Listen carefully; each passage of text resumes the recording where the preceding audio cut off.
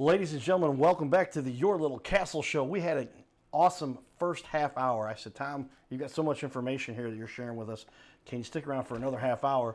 Because he's done so much to impact our little planet here. And he has some knowledge up here that really lets you understand that there's a lot more that goes into this. When you start talking about excavating, I mean, you're really just bringing a property that has been dilapidated and bringing it back to new. There's a lot to be said for that, and there's a lot of people who don't realize how these things happen. I said, they wake up one day and they're like, "Oh, look at the beautiful house over there." Oh, you should have seen it 3 weeks ago, a month ago, right? And now we have something that looks beautiful where that wasn't the case prior, but it's the work done by people like Tom here, and literally, Werks has done such a great job at helping the community. That baseball field we showed last show, if you didn't see that, check out the first show where we had a baseball field looked like a cow pasture, or like not even a very good cow pasture, but it was so rough and dilapidated, and he turned it into something brand new. Watch it on our first show. There was a lot of great work Tom does there to help the community. And with that, we're going to dive in here and talk a little bit more about what he's doing right now and some more work, some technology. So the first thing I'd like to start off with, Tom, is tell me, how has the technology changed the way you do work? Technology has allowed it to work a lot faster with a lot less muscle. A lot of the stuff that we used to do by hand, it's gotten to where there's so many specialized attachments or pieces of equipment out there that you could save so much time just with it. Yeah, they're costly, and that's where WonderWorks comes in. Is we've got a lot of the specialized equipment. We can do all those little special projects for you, to where you're not breaking your back and trying to dig something into your backyard or whatever, knocking down the overgrowth on the hillside behind your house that you've been afraid to take a weed eater to. We can get in there with our equipment, knock it down for you. And technology, it's evolving all the time. The equipment is getting more and more to where we don't even have to be on the equipment. I haven't gotten to that point yet, but some of the equipment that we have, the manufacturers do have it to where it's completely remote controlled. I could be sitting in the truck if I wanted to and run the equipment, or I could let it run by itself. That's pretty amazing. I mean, we were talking about some of these mowers now that will essentially you run the perimeter, right? Yep. And as they come back around, then they know that the outmost area that they should cut, and then they can take it from there and cut the whole thing for you. And yeah, it's amazing what the new stuff will do that the manufacturers are playing with. And I mean, you've all seen the little homeowner remote control Roombas for the lawns. Roombas for the lawns. Yeah. The contractors, we're going through the same thing, but on a much larger scale now. Everybody knows labor's getting harder and harder to find. Nobody wants to work for a decent wage these days and give a decent amount of work, so technology's taking its place. And in the maintenance field, we're following right along behind. If there's an easier way of doing it with less manpower, we're going for it. And that's helping save you, the homeowner, money in the long run. Well, ultimately, it does come down to where are you going to get the work done, and how does it get done? And technology is changing things dramatically. You've seen Elon Musk just launch their new robots, and those are going to change the way things are done. But we've seen now for a little while. Essentially, I didn't think about it, but the Roomba vacuum cleaners, right? Essentially, it's the same technology or similar technology to do a lawnmower that just says, hey, here's the same area, but instead of sweeping and cleaning, we're cutting. Mm-hmm. And a little more robust machinery, a little larger motor in those things, because they're not just running around on the floor, they're going over some terrain. But you've seen these things, you've worked with some of these, mm-hmm. and you see what they do, and it could save a lot of work, because today the labor force is ever changing, we'll say at least. But yeah, when you can get something that you just buy that machine one time, or maybe you make a monthly payment on it or something, but it's not near $20 an hour or something like that. Now you're really being able to impact your business to save money and give a better result to your clients. Right. Does this make it easier for you? Is technology making it? It makes it a lot easier, and it's one of the things that I've been toying with it for a while now, and I'm still toying with it in my mind about getting into the robotic lawnmower services. HOAs, I'm thinking it would probably be a godsend to a lot of them. I'm thinking put these mowers out into the HOAs and have it as part of the HOA feed where the property is already maintained by the HOA. Let's go ahead and turn some of these solar powered or electric rechargeable mowers loose. Middle of the night, your lawn's getting cut. Nobody even knows it. Right. And all we have to do on the landscaper side is come in and do a little bit of trimming and edging and stuff like that. And the way technology is, give us a couple more years, and it's probably going to be to where it's doing that for us too. So all we've got to do is maintain the equipment that we've got out there for you guys. Wow, and this is the way technology has evolved ever since the beginning of humanity, if you will, that they take things and say, what can we do to systematize that? How can we use leverage, whether that's electricity or gravity or whatever they're using to make these things more efficient and get things done? And where there's a will, there's a way. And it looks like you're staying on top of it to make sure that these businesses, so that your clients can benefit from this. Is that true?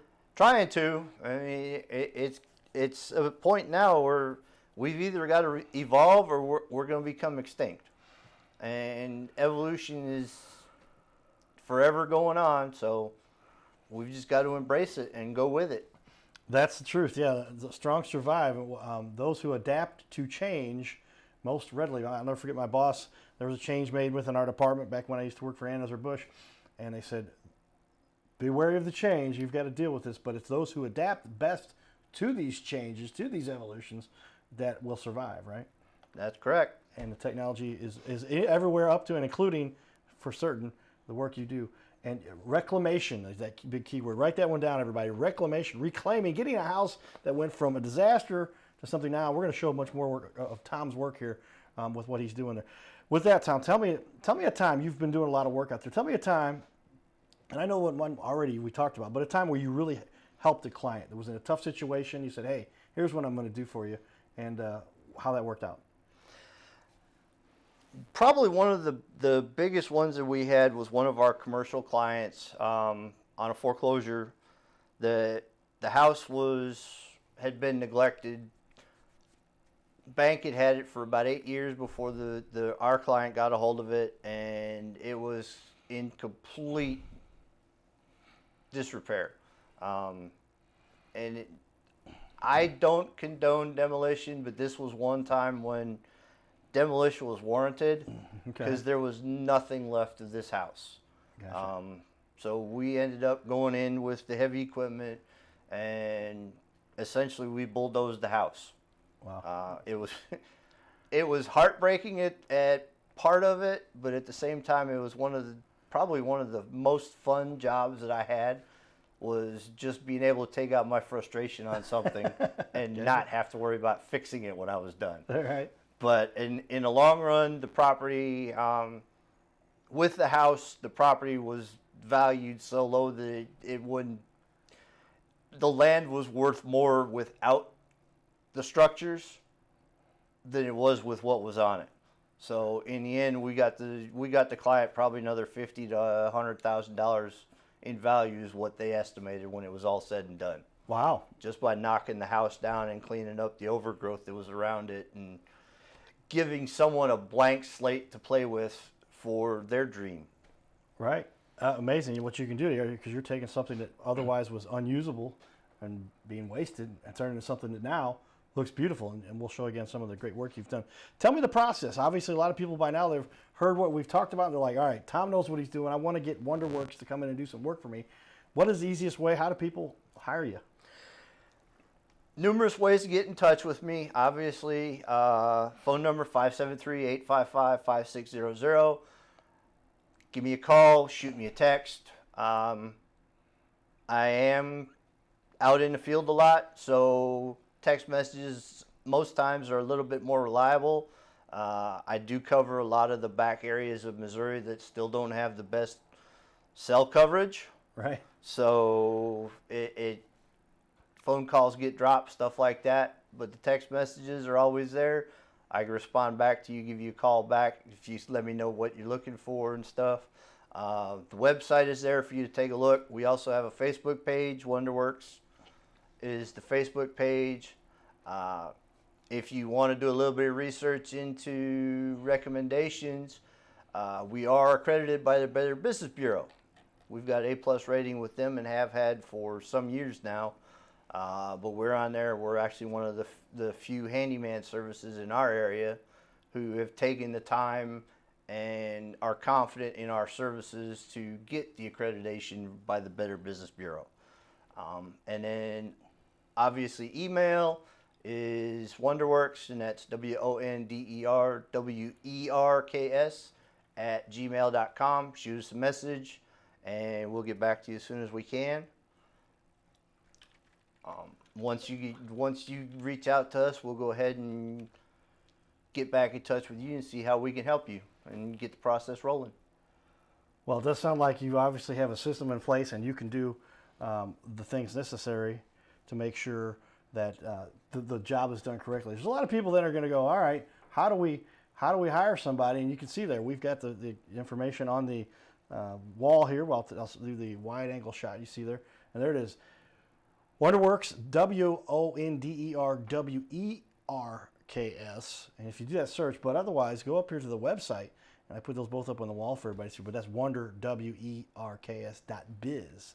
And that's your cell phone right there, though, 573-855-5600. That is my cell phone. You can text Tom directly to get a hold of him there. I can imagine you've got people all the time. They hear about what you're doing. They see some of the work you've done, word of mouth, and now they can get to see. We're going to give you a copy of our interviews here today, so you can put these on your website, because you really need to share what you're doing. You're making an impact. And you service all of Missouri, right? Would you say, what was your main service area, so people know where? Our main service area, we operate out of St. Robert, Missouri, Pulaski County. So Pulaski County, Phelps, Laclede. We will go outside the area, and I'm not afraid to go a little bit beyond our comfort zone. With our mortgage services, we travel a good part of the state, and if we're in the area and you can wait, we can stop by, take a look, give you some ideas. Even if we can't work out and be your provider or your supplier, we're more than happy to kind of give you some ideas and a little bit of insight, so that you can reach out to your local people in the area and be like, hey, what do you think about this idea? Because the ideas are the big thing. If you can come up with an idea, and making it happen is a lot easier than a lot of people think. It's the idea behind it is where people get hung up on so much. Is just having the idea of what can I do or how can I do this. Yeah, there's times when they're going, all right, we've got a lot of work that needs to be done here. I've got a property that hasn't been maintained, and they can't even picture in their own mind. But don't do a Google search, if you will, everybody. Say, hey, the beautiful landscape, or what relative to that, and you can see some of the work that can be done. Because Tom, again, we have so much work that he's put up there. I'm going to go ahead and go over to a couple of the images that we got here. Here is this mobile. This is that. What do you call this device again? Your tractor here. This is our Ventrac, and on the front is essentially it's almost a bush hog that you're used to seeing on the back of farm tractors, but we call it the Tough Cut. That's actually going through right now about 36-inch tall. You may as well say that's a hayfield. Wow, yeah, I can say that stuff would come up to most people's chest. And, yeah, you can see that it's up over the hood of the tractor, and the tractor stands at the front. It's about 3 foot tall. Okay. And you're taking this property that has just been overgrown, and you see these big machines that they use on the side of the highways, but those guys aren't coming to cut your house property in the back of your farm area. But you can do that here with your machinery and make sure that this gets properly maintained, so you can turn this into a usable space. Yep. If you've got an area of the property that hasn't been maintained, or you're looking to kind of push the wood line back a little bit because it's maybe a little bit rocky or whatever, and you're not comfortable taking your regular lawnmower back there, but you're tired of looking at the trees encroaching on your lawn space and the play space for the kids, or maybe you've got an area where the wildlife's starting to get a little too close for comfort, and we all know about the creepy crawlies and the snakes here in Missouri. Right. So one of the easiest ways of getting them pushed back a little bit is knock that vegetation down a little bit and push it back to where you've got a little bit of your property and your comfort zone back, and they've still got their habitat. Right. Okay. Because yeah, you will end up in a situation where if you've got too much wildlife too close to the house, and you're talking about snakes, I guess raccoons, potentially deer aren't necessarily Field mice. hard for mice. Yeah, mice. How many of us have mice? I can tell you from personal experience. Take care of the mice. How do I know personally? Well, we had to call some. I guess it's a muskrat. Insect company, I guess, really, and they had to put these traps all over the place. But thank goodness I didn't have such tall grass. At one point, we did have I had hired somebody to come in and do some work to help my yard look better. They sodded the front, but they didn't do the back. Very typical, and they made it look like a jungle. These vines were growing up that were 7 feet tall. My dogs had carved paths all over around those. That will help a lot of your smaller animals, skunks, squirrels, all those types of things. They love that kind of terrain because they can make a whole house out of that, right? Exactly. And those are the animals you don't want around. What's some of the problems that you gain by having those kinds of animals in your house or next to your house? Well, with the mice and stuff, obviously, along with the mice, you got the snakes, because the snakes are after their food source. And then the mice, if they're close enough to the house, come wintertime, they're going to look for somewhere warm. And the first place that they're going to find is a hole into your house. So then next thing you know, you've got extra mouths to feed. Okay, yeah, now you're talking. A hole into your house, everybody. That's not what we want, because, yeah, your house is a heck of a lot warmer than an open field with windy, and especially when it starts getting cold. But this is the kind of stuff you want to. Well, I'm going to put up. We got another picture on the wall here. I'm going to share everybody. But there's that. Tell everybody what that's called again. It's the Tough Cut mower on the front with a Ventrac tractor attached. You can see where you're just going around and just literally cleaning out the areas around you, and can make things look good. You also do some snow plowing right there. Tell us a little bit about why that's important, because how often do people need, snow comes down, you can't move, you can't operate, you can clear out somebody's driveways, somebody's path, and make sure that they can operate. Yep. Down by us, snow isn't as common as it used to be. So a lot of people don't think about it until it's too late, such as the day of the snowfall. And every now and then we do get considerable snow and cold weather. So one of the last things you want to do is be stuck at home down one of those country roads that we call a main road and stuck in your driveway. So we do offer snowplow services and grading services at the end of the winter to clear everything back up and get your driveway to where you don't feel like you're going down a lumber wagon road trying to get home from work every day. I understand. Some more of the awesome work you've done. This is a house, essentially, you tore down the old deck and graded the yard, so you did everything in the backyard, including grading the whole yard and put in place now a beautiful looking deck. Tell me about this project. This one here, the deck used to be 2 levels, and it kind of cut the yard up really bad. It made the yard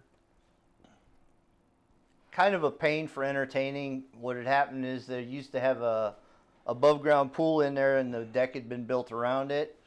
That deck it was 20 years old. It was falling apart, time to go, needed refreshed. And the homeowner decided they wanted something a little bit more entertainment friendly.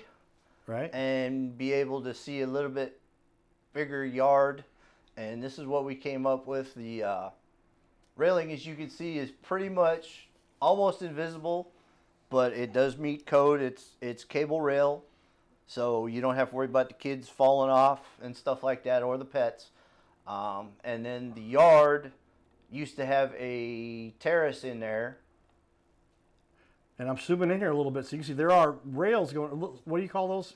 Cables. Cables, yeah, those are cables going across the inside of there. You can see it now. And so that's just not an open area your kid could walk out underneath, but there's cables underneath there that make that, or in between there, to make it safe, so it's usable. And the yard, once it was regraded and everything, the homeowner actually said that it looks like they got a yard twice the size of what they had before.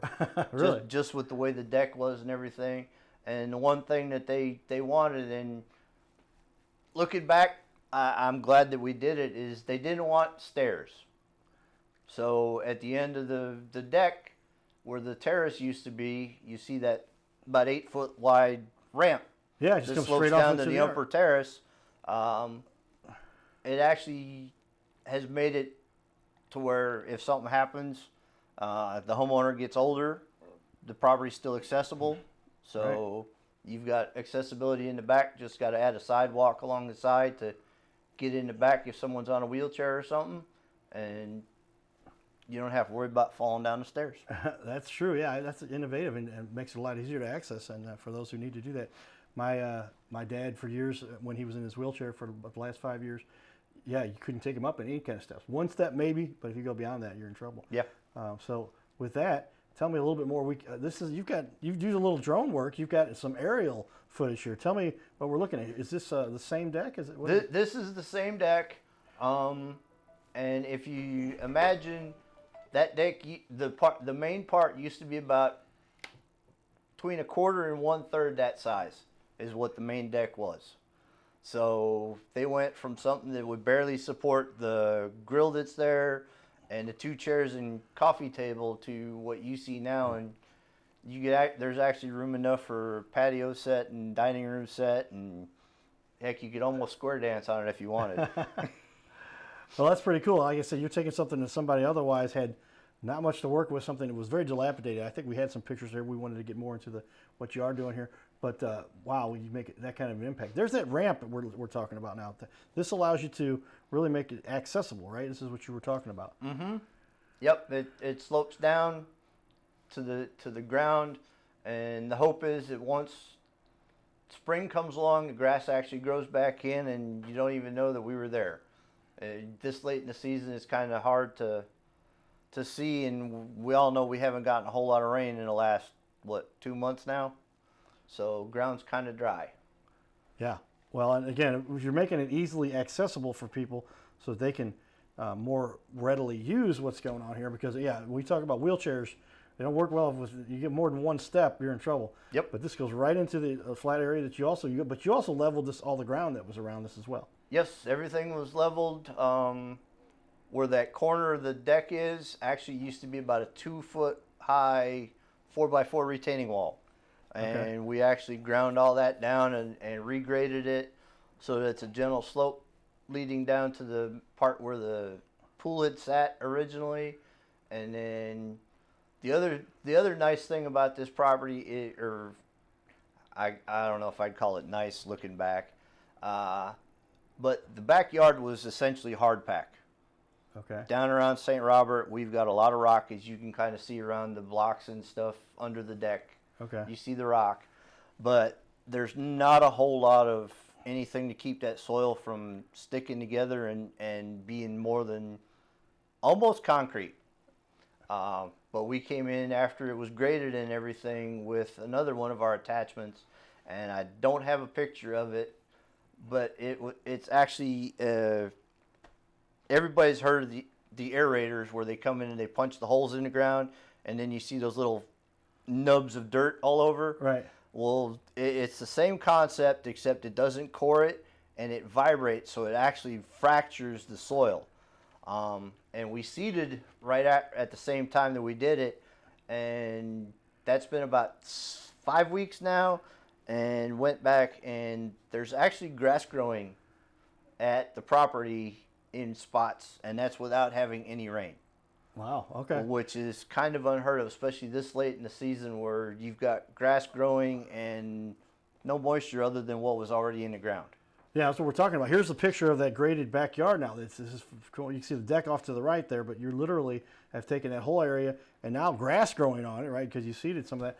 And but look how smooth that looks compared to what you had prior. Was not near as usable. It had an old rickety, broken down deck and assembly there, and this just looks a world better than what they had.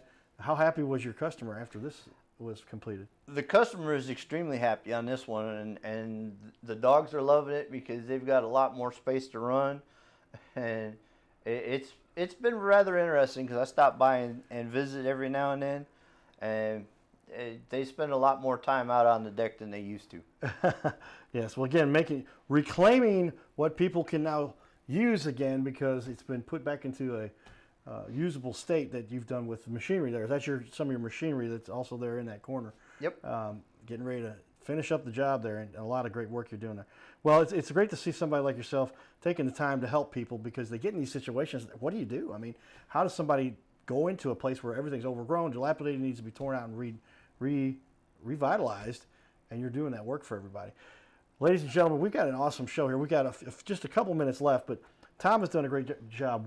Werks, if you're wondering who it is, it's Werks, property maintenance and lawn care services, along with everything else relative to the outside of your house that you need to get in order, especially if you've got a big field or baseball field or relative areas that need to be used. Tell me though, Tom, what was a big challenge over the years? You probably had many challenges with what you're going here, but tell me a challenge that you learned something from that you went through with your business.